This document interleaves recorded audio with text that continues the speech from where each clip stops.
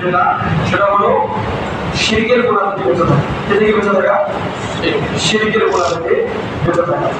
এই বক্তব্যটা আমরা যদি বলতে যাই, শিরক সম্পর্কে যে কোনো আলেম, যে কোনো মুহাদ্দিস, মুহাক্কিক, মুফাসসির যারাই আসুক না কেন, আমাদের সমাজে কোনো না কোনো একটা বিষয় না থাকে কি শিরক থেকে বেঁচে থাকা, শিরক থেকে বেঁচে থাকা।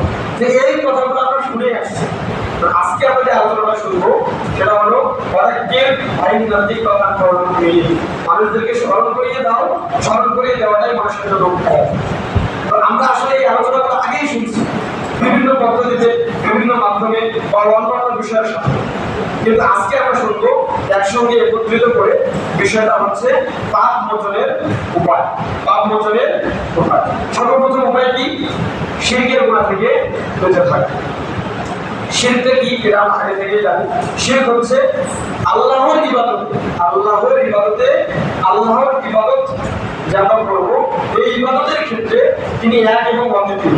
কিন্তু এই ইবাদতের ক্ষেত্রে যদি আমরা আল্লাহর সঙ্গে অন্য কাউকে শরীকের স্থাপন করি, শরীক করি, অর্থাৎ হতে পারে আমার শরীরকে সাধারণভাবে আমরা হয়তো কিছুদিন আগে একটা আলোচনা শুনেছিলাম, তার মাধ্যমে আমি একটা উদাহরণ পেশ করেছিলাম যে আমরা যদি আমাদের এক জমির মালিক, মনে করেন মসজিদের পাশের জমির মালিক কি করলো, আপনাকে জমিতে চাষ করতে দিল।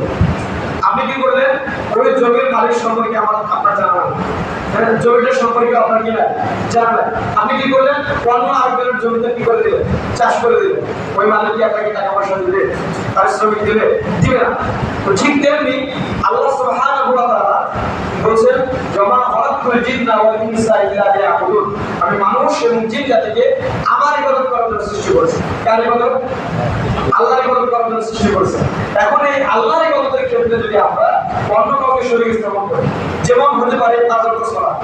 পাঁচ সালাত অনেকে আদায় করে, অনেকে আদায় করে না।